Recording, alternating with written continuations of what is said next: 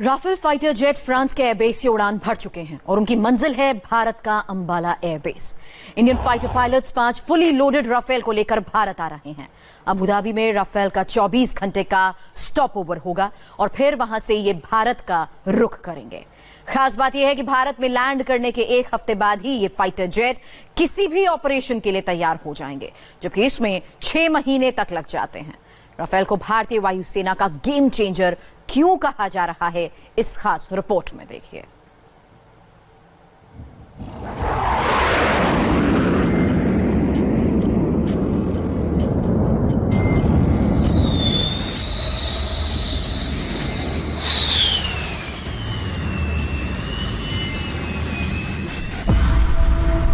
अंबाला में लैंड करने के बाद राफेल एक हफ्ते के अंदर पूरी तरह ऑपरेशनल हो जाएगा। यानी अगस्त के दूसरे हफ्ते में राफेल युद्ध जैसे मिशन के लिए तैयार होगा। फिर चाहे एलओसी हो या फिर एलएसी, राफेल को किसी भी फ्रंट के लिए डिप्लॉय किया जा सकता है। जबकि राफेल विमान की ऑपरेशनल डिप्लॉयमेंट में 6 महीने तक लग जाते हैं, लेकिन मौजूदा हालात को देखते हुए फ्रांस ने भारत की बात मानी है और इसे इस लायक बनाकर भेजा है कि ये एक हफ्ते के अंदर किसी भी मिशन के लिए डिप्लॉय किया जा सकता है। राफेल की डिलीवरी मई महीने में होनी थी, लेकिन कोरोना को देखते हुए इसे 2 महीने के लिए टाल दिया गया। इस वक्त अंबाला एयरबेस पर राफेल का बेसब्री से इंतजार किया जा रहा है। अंबाला बेस पर राफेल की पहली स्क्वाड्रन गोल्डन एरोज तैनात होगी, जबकि दूसरी स्क्वाड्रन पश्चिम बंगाल के हाशीमारा बेस पर रखी जाएगी। दोनों सेक्टर्स के लिए 18-18 विमान होंगे। अंबाला से राफेल पाकिस्तान और तिब्बत सीमा दोनों तरफ दुश्मनों का ख्याल रखेगा, जबकि हाशीमारा सिक्किम और अरुणाचल के बॉर्डर को पूरी तरह महफूज रखेगा। राफेल को बहुत ही स्पेशल मिशन के लिए ऑपरेट किया जाएगा। एक खास बात और, राफेल के आने से पहले ही उसके हथियार भारत पहुंचा दिए गए हैं। Meteor air to air missile 150 kilometre range की ऐसी हर मिसाइल की कीमत 20 करोड़ रुपए है, जो पहले ही आ चुकी है। दूसरी है स्टॉर्म शैडो क्रूज मिसाइल, जिसकी रेंज 550 किलोमीटर है। ऐसी हर मिसाइल की कीमत 40 करोड़ है। ये दोनों मिसाइल लॉन्च करने के लिए भारत को न पाकिस्तान का बॉर्डर क्रॉस करना पड़ेगा, न एलएसी के पार जाना होगा। तिब्बत में दुश्मन का कोई भी अड्डा जो 500 किलोमीटर के दायरे में होगा, वो राफेल की पहुंच में होगा। पाकिस्तान और चीन दोनों के पास इन दोनों मिसाइल की टक्कर में कोई हथियार नहीं है।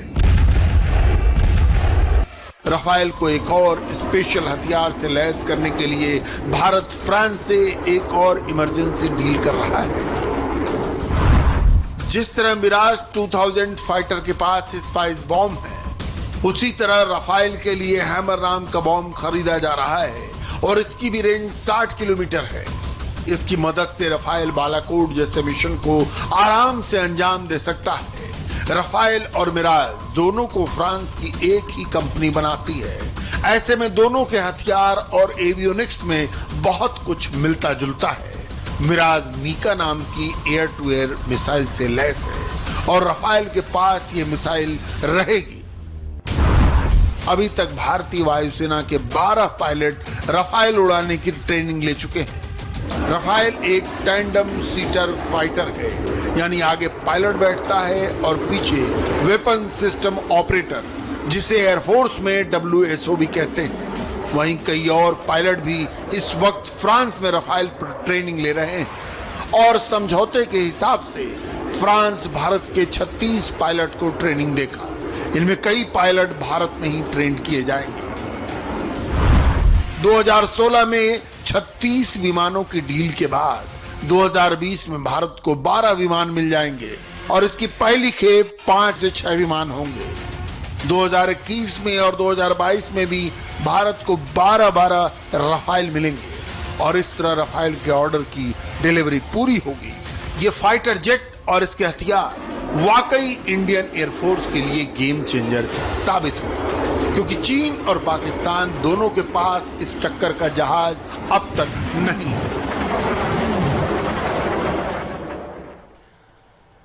आपको बता दें, राफेल की डिलीवरी पहले अक्टूबर में होनी थी, लेकिन एलएसी पर चीन से तनाव के बाद भारत ने फ्रांस से इन्हें जल्द भेजने के लिए कहा और फ्रांस ने ऐसा कर भी दिया। अब राफेल अगस्त के दूसरे हफ्ते में ही किसी भी मिशन के लिए रेडी हो जाएगा और इस वक्त इसकी बहुत जरूरत भी है, क्योंकि भारत के एक स्पाई सैटेलाइट ने तिब्बत में चीन की मूवमेंट पर बहुत बड़ी खबर दी है। 5, 4, 3, 2, 1, 0।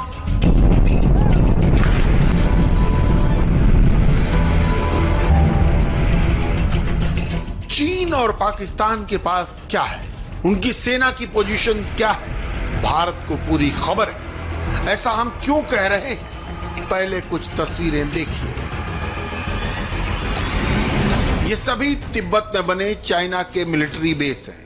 यहाँ कौन से फाइटर जेट तैनात हो रहे हैं, अवॉक्स और बॉम्बर विमान कहां डिप्लॉय किए जा रहे हैं, कौन और कितने ट्रूप की मूवमेंट किस सेक्टर में हो रही है, कितने ट्रक और बख्तरबंद गाड़ियां कौन से फ्रंट पर भेजी जा रही हैं, एक एक इंफॉर्मेशन भारत के पास है।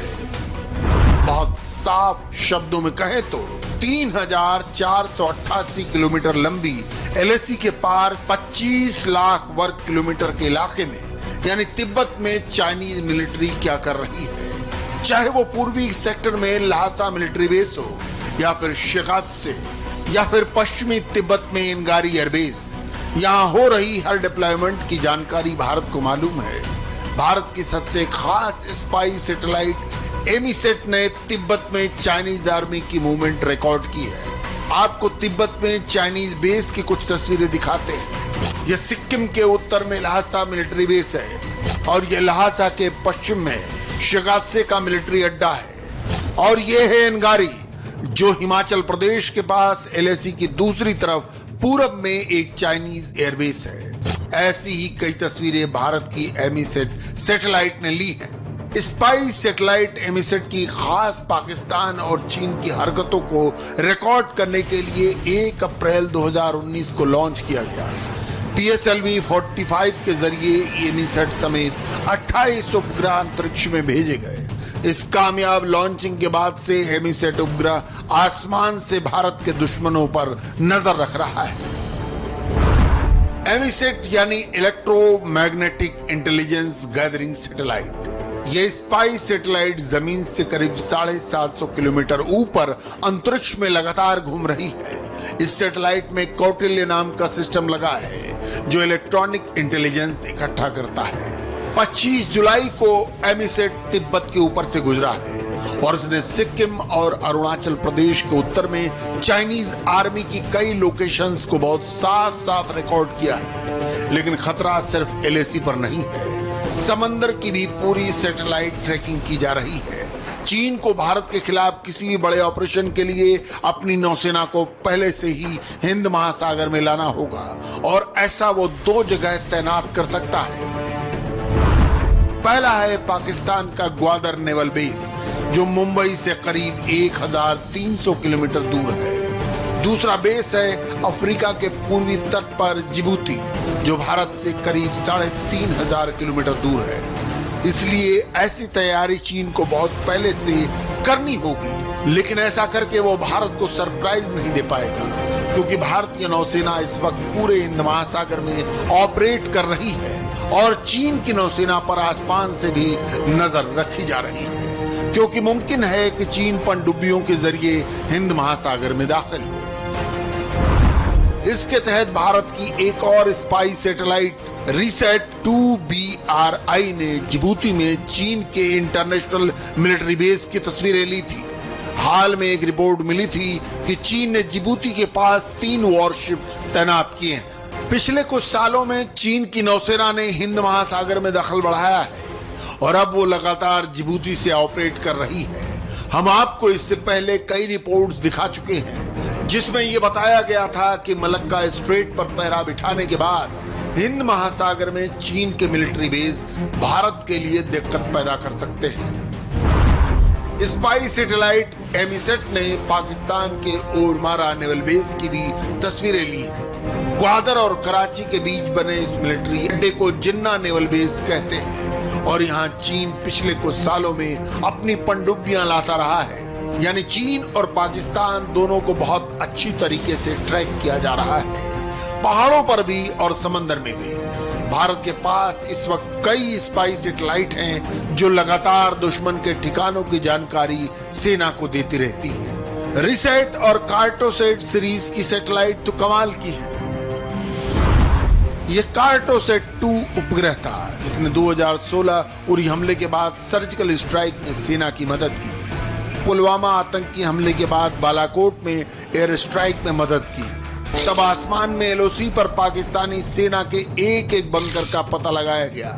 इसके बाद तमाम लॉन्चिंग पैड पर चल रही गतिविधियों पर कार्टोसेट 2 उपग्रहों ने फोकस किया और इसके बाद सटीक जानकारी और इंटेलिजेंस को ध्यान में रखते हुए हमला किया गया। ऐसा ही बालाकोट में हुआ। जैश के ठिकानों पर बमबारी से पहले कार्टोसेट 2 उपग्रहों ने ही ट्रेनिंग कैंप की तस्वीरें, आतंकियों की मूवमेंट रिकॉर्ड कर ली। इसी के बाद वहां मिराज विमानों ने बमबारी की और सटीक बमबारी की। अब इसके आधुनिक वर्जन कार्टोसेट 3 के जरिए नए टारगेट सेट करने की तैयारी भी शुरू हो गई है। कार्टोसेट 3 से 20 से 25 सेंटीमीटर रेजोल्यूशन की तस्वीरें ली जा सकती हैं।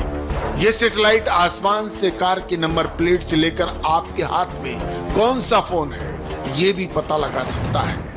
यह आसमान से देख लेगा कि पाकिस्तान का कोई सैनिक मोर्चे पर है और कौन सी राइफल से लैस है। हालांकि इसरो ने अभी ये राज रखा है कि कार्टोसेट 3 का कैमरा असल में कितना ज्यादा पावरफुल है। ऐसे में कई सैटेलाइट भारत की स्पेस फोर्स का हिस्सा है और चीन भी भारत की इस ताकत से बहुत अच्छी तरह वाकिफ है। चीन ने बड़ी प्लानिंग के साथ एलएसी पर साजिश रची थी, लेकिन उसको नहीं पता था इसका रिएक्शन उसको साउथ चाइना सी तक देखने को मिलेगा। चीन के अंदर से खबर निकालना बेहद मुश्किल है क्योंकि वहां पर वही दिखाया जाता है जो कम्युनिस्ट पार्टी अप्रूव करती है। मगर हमारे हाथ चीन का ऐसा वीडियो लगा है जिसमें जिनपिंग का डर साफ साफ नजर आ रहा है। चीन के अंदर और बॉर्डर दोनों तरफ अब विद्रोह शुरू हो चुका है।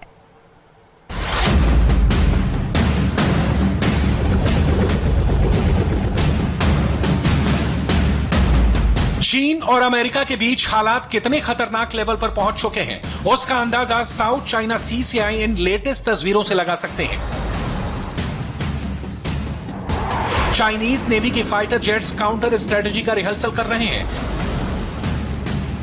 चाइना ने अमेरिकी जंगी जहाजों को टारगेट करते हुए पूरी ड्रिल की।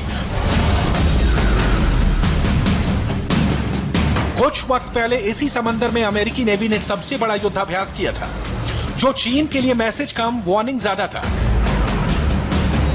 अमेरिका ने साउथ चाइना सी पर चीन के दावे को खारिज कर दिया है। यूएस ने चीन को चेतावनी दी है कि उसको इंटरनेशनल कानून तो मानना ही होगा। साउथ चाइना सी में अमेरिका अपनी मौजूदगी को बहुत बढ़ा चुका है। अमेरिका 2 बार कई एयरक्राफ्ट कैरियर को चीन के करीब पहले ही भेज चुका है। यूएस नेवी के वॉरशिप ने भी चीन की घेराबंदी शुरू कर दी, जिसके बाद चीन ने कहा अमेरिका को जवाब देने में वो पीछे नहीं हटेगा।